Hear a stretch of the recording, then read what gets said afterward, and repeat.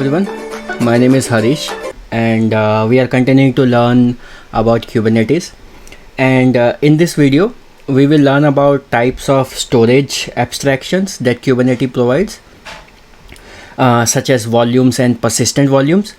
Today we will learn about how these differ and how they can be used to store and share information between pods. So if you remember that Kubernetes uses objects to represent the resources it manages, and this rule applies to the storage as well as the pods. And all these object functions works as very useful abstractions, which means that you can manage the resources they represent without doing heavy lifting to the implementation details. Kubernetes provides storage abstractions as volumes and persistent volumes. So today we will learn in this lesson that volumes are the methods by which you can attach storage to a pod.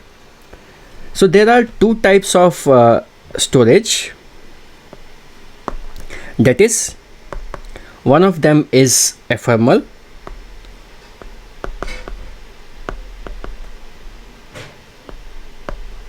and another one is persistent.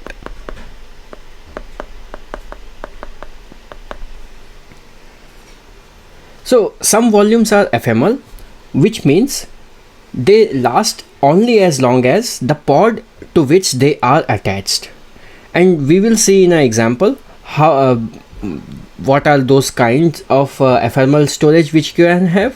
For example, like config maps or empty dir, which you can attach to a pod, and they are only available as long as the pod is running.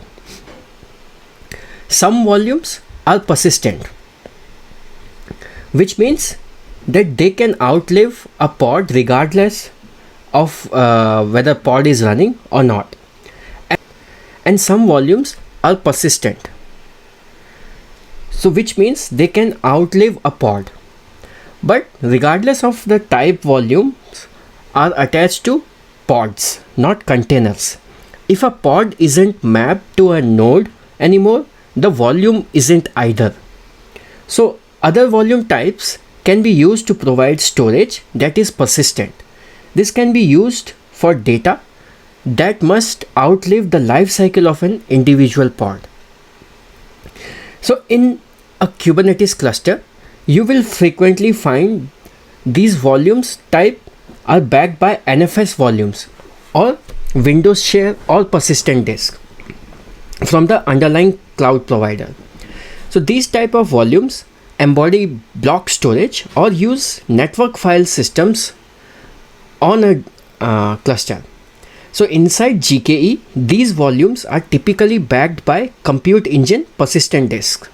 They provide durable storage beyond the existence of a pod. So a failing node or pod shouldn't affect these volumes, and if that happens, the volumes are simply unmounted from the failing pod. So before you create a pod and mount a storage volume onto it, that storage volume should already exist before the creation of the pod, and then they can be claimed and mounted. At its core, a volume is just a directory that is accessible to the container in a pod. And how that directory is created, the medium that backs it, and its contents are determined by the particular volume they used. So let's see how we can create a volume and attach it to a pod, and what happens when we create that manifest and when we apply that pod creation manifest to our Kubernetes cluster. So here I have a pod manifest definition, and we will use this manifest to create a pod. And what it does, it also includes a NFS volume type. So here we are creating a pod with a NFS volume. So inside the pod definition, this is the usual stuff which we always do, or which we have done in previous labs, where we give API version, the kind, and the metadata, and the container spec. So we are giving a new section here, that is volumes, and we are mentioning what is the type of that volume. It is a NFS type, and the server information and the path, and where it is, whether it is read only or not. And another important part which we have did, after that volume is attached, it will be mounted on this path, mount volume, mount/volume. Now the volume is named and the fields are configured with the access detail for an existing NFS shared file. So this creates an NFS volume when the pod is created. And in order to mark the volume to a container, the volume name and mount path must be specified under the volume mounts field of the container. The volume is created during the pod creation, and after the volume is created, it's available to any container in the pod before the containers are brought online. And after the volume is attached to a container, the data in the volume is mounted into the container file system, and this is how it is going to happen. So if we have an API server which is attached with etcd, and if we have a node below it, this is our node with our kubelet, and this is where the pod will be created. So when you fire the command, that is kubectl apply -f and your pod.yaml or whatever name you have given. So when you fire this command is this pod definition name is written to this kubelet or the node, and then from there the node is going to start creating our volume, and this is already existing. So our file share is already existing. So when the pod is created, let's suppose our pod is created here, and inside this, first of all, the volume will be mounted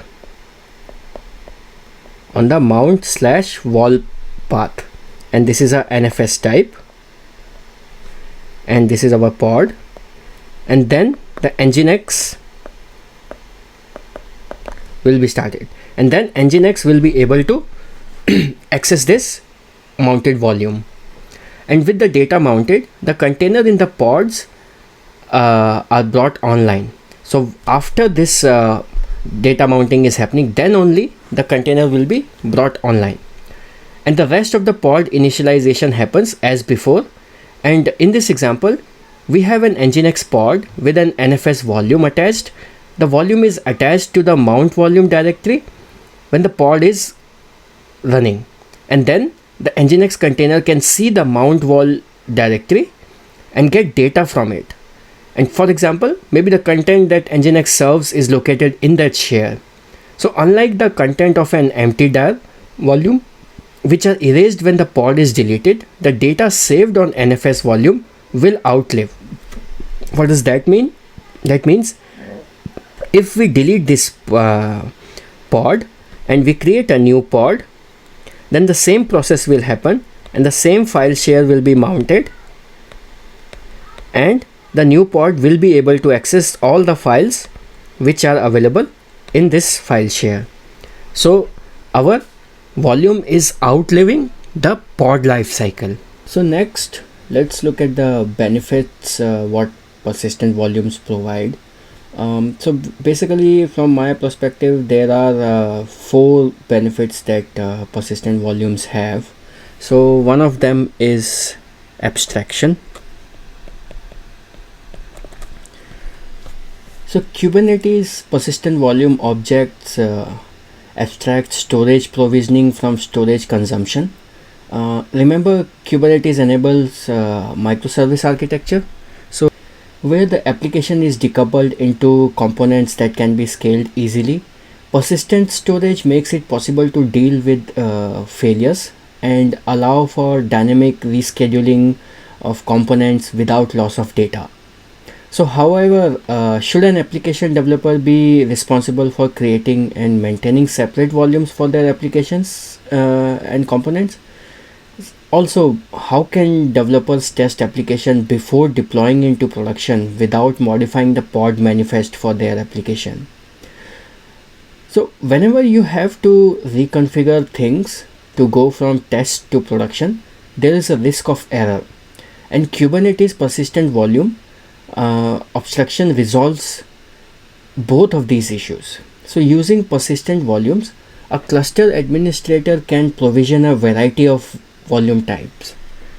So basically what we are doing is allowing ops and dev implementation.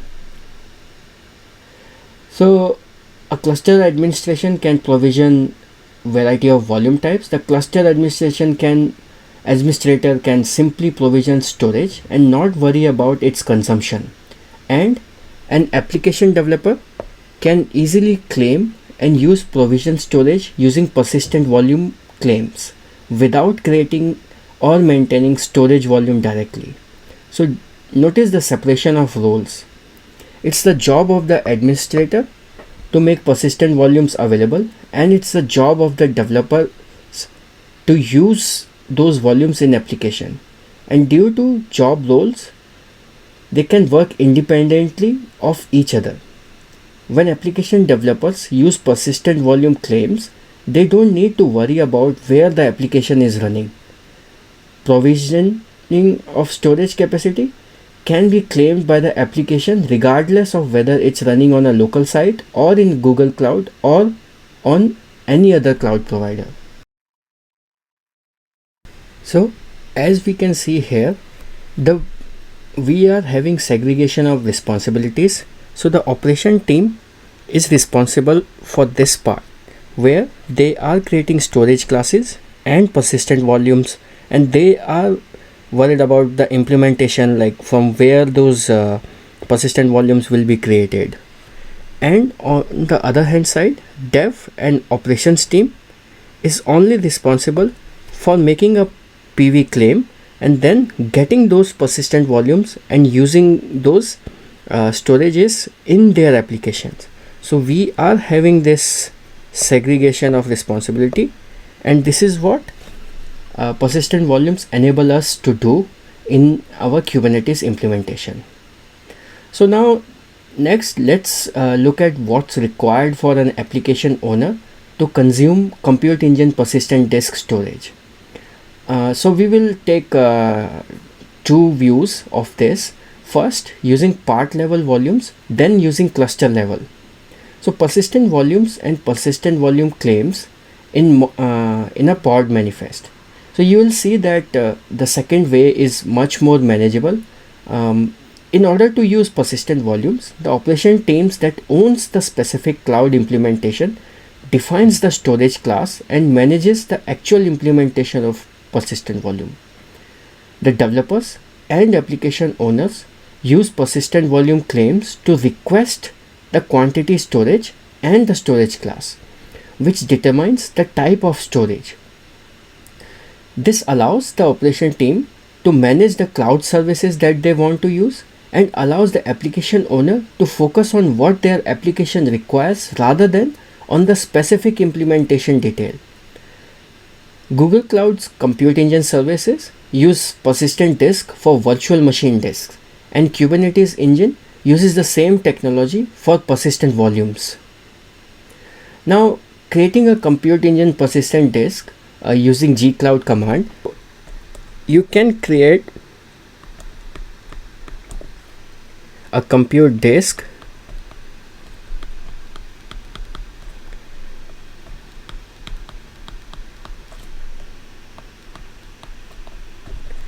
by firing this command gcloud compute disk create, and then you have to specify the size like 100 GB and the zone where you want to have it. So let's suppose it's US Central 1A, and the name of the disk which you want to have. Let's suppose this is demo disk. So this is how you create. So you have to specify the name, the zone, the size, and fire this command. So when you do this, there will be a storage created for you that can be used by your pods. Persistent disks are network-based block storage that can provide durable storage. So here, first 100 gigabytes compute engine persistent disk is created using a gcloud command. And just remember that before this persistent disk can be used by any pod, someone or some process must create it, and that person or process must have compute engine administration rights. So as we have seen earlier with the NFS volume example, this compute engine persistent disk can be attached to a part by specifying a GCE persistent disk volume type inside the pod manifest. So next, let's look at how we can specify this inside a pod manifest to consume this demo disk. So here we have a spec. This is a normal pod spec where we will have usual information regarding pod and the spec. Inside spec you have container information, and inside the volume section you have to name your PD volume which you want to use, persistent disk volume, by using GCE persistent disk name, and here you have to give the PD name. So if you remember in the last command, when we created the disk, we named it as demo disk. So this is what you have to specify here, and also the FS type as extension 4. The most important part here is this PD name must correspond to a compute engine persistent disk that has already been created. Now this is the old way of attaching a persistent disk and is no longer the best way to do it, and I am showing it to you here because you may see it in existing application. Now when the pod is created, Kubelet uses compute engine API to attach the persistent disk to the node on which the pod is running. The volume is automatically formatted and mounted to the container. If this pod is moved to another node, Kubernetes automatically detaches the persistent disk from the existing node and reattaches it to the new node. What does that mean? So if this pod is let's suppose it's running on this node, so when, and inside this we have this pod running, so this disk will be automatically attached to this node by Kubernetes. So this is our pod, and let's suppose this pod gets destroyed from here and gets created on another node. So this disk will be automatically reattached. It will be detached from this node and reattached to this new node where this new pod gets created. However, the application owner must include specific details of the persistent disk inside the pod manifest in the application. So this is what that means. Now there are some problems here. So you must confirm that the persistent disk already exists, and that's not very convenient, and hard coding volume configuration information into your specification in this way means that you will have difficulty porting data from one cloud to another, and GCE volumes are usually configured to use compute engine persistent disk. In your own on-premise Kubernetes cluster, they might be VMsphere or vSphere volume files, for example, so, or even physical hard disks. So whenever you need to reconfigure an application to move it from one environment to another, there is a risk of error. To address this problem, Kubernetes provides an abstraction called persistent volumes. So this abstraction that pod can claim volumes of a certain size or of certain name from a pool of storage without forcing you to define storage type details inside the pod specification. So next, let's look at the persistent volume abstraction. Let's take a closer look at how persistent volumes make the use of network storage more manageable.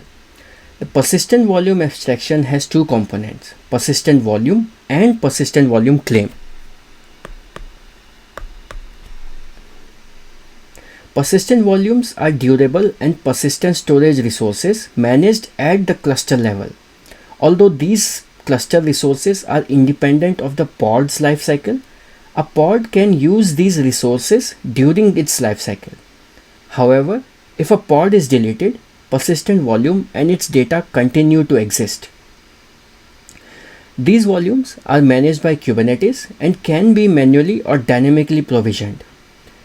GKE can use compute engine persistent disk as persistent volumes. Now, persistent volume claims are requests and claims made by pods to use persistent volumes. So first, an administrator is creating persistent volumes, and then a pod is making this persistent volume claim and consuming those persistent volumes. Now, persistent volume claims, as I said, are requests and claims made by pods to use persistent volumes. Within a persistent volume claim object, you can define a volume size, access mode, and storage class. Now, what's a storage class? Storage class, it's a set of storage characteristics that you have given a name to. And we'll learn more about storage classes later in the video, and we will also have a lab where we will create some storage classes. Now, a pod uses these persistent volume claims to request a persistent volume, and if a persistent volume matches all the requirements defined in a persistent volume claim, the persistent volume claim is bound to the persistent volume. A pod can consume storage from this persistent volume. Now, what's the critical difference between using pod level volumes and cluster level persistent volumes? Persistent volumes provide a level of abstraction that lets you decouple storage administration from application configuration. The storage in a persistent volume must be bound with the persistent volume claim in order to be accessed by a pod. Now, let's see how you can create a persistent volume in a manifest for the same storage. Now, let's take a closer look at how this is used to make managing storage configuration for pods easier. Now, first you specify the volume capacity here, then the storage class name. Storage class name like this. Storage class is a resource used to implement persistent volumes. Note that the persistent volume claim uses the storage class name when you define the persistent volume claim in a pod, and it must match the persistent volume storage class name for the claim to succeed. GKE has default storage class name standard to use the compute engine standard persistent disk type as shown here on the right. So to define a storage class, you create a kind of storage class, then you use the API version, that is storage.k8s.io/v1, and then in the metadata you can define a name that is standard, and this name must match the name you are using in your pod manifest. Now, in GKE clusters, a persistent volume claim with no defined storage class will use the default storage class and provide storage using a standard persistent disk. If you want to use an SSD persistent disk, you can create a new storage class such as the example named. In GKE clusters, a PVC with no defined storage class will use this default storage class, and provide storage using a standard persistent disk. If you want to use an SSD persistent disk, you can create a new storage class and maybe name it as SSD. A PVC that uses this new storage class named SSD will only use a persistent volume that also has a storage class named SSD. Now in this instance, an SSD persistent disk will be used. Now next, let's look at how we can use a persistent volume claim in a pod manifest and how we can create a persistent volume claim. So here in this example, what is happening is, first I am creating a object type that is persistent volume claim type, and then giving the name to that persistent volume claim, and also defining the characteristic of what kind of storage class it is and how much storage it needs. And then in a pod manifest, I am going to use this name to claim that. So when I do my pod definition, so here it's a pod manifest along with other information in the volumes. I am defining this PD volume and persistent volume claim. So this is the section where you can claim a persistent volume claim which you have defined like this. Now add a persistent volume claim to the pod as shown here on the left. So in our example, the persistent volume claim named PD volume claim has the standard storage class name, the read-write once access mode, and a requested capacity of 100 gigabytes. Now when this pod is started, GKE will look for a matching persistent volume with the same storage class name and access mode and sufficient capacity. Now as you can see, there are a few things which can go wrong here. Like, what if application developer claims more storage than the already been allocated to persistent volume? Persistent volumes are managed by cluster administrator, but application developers make the persistent volume claims and this could lead to storage allocation failure. Now once you create the new storage class with kubectl apply command, you can view it in GCP console, and we are going to do that in our next chapter, that is where we will, in a lab, we will create these persistent volume claims and use it with our pods. Now once again I want to emphasize something, that don't confuse Kubernetes storage classes with storage classes that Google Cloud Storage makes available. Although the feature have same name, they are unrelated because they come from different services and govern different features. Google Cloud Storage is an object stored for the web, while Kubernetes storage classes are choices of how persistent volumes are backed.